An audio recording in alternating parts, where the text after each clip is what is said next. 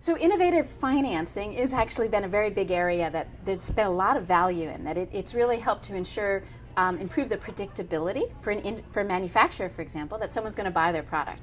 Therefore, they can make the smart investments in it, knowing there's a market at the end of the day. Or for a government to know that someone's going to help finance it, so over the longer term, and that the price will be a certain sort of established point for the longer term, which helps raise their confidence to say, we can introduce this and know that we have it for the next 10 years. And so a lot of very exciting work. Where I think we haven't quite found the solutions yet is not around those big global products that have a few suppliers and a few purchasers like vaccines, where these global levers work, but more a whole new array of things like medical devices, or simpler to produce kind of technologies that'll probably be produced at the country or even at the subnational level.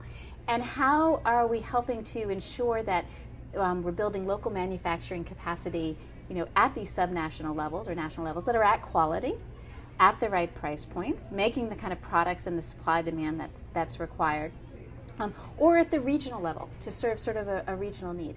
And that's like another frontier that I think the community is starting to shift to, as the sort of big vaccine solutions are now sort of well addressed. And then how do you shift towards that, though? What do you do? That seems to be very cross-cutting. You have to worry about manufacturing, probably about education, government regulation, all these kinds of things. This is not a global health issue anymore.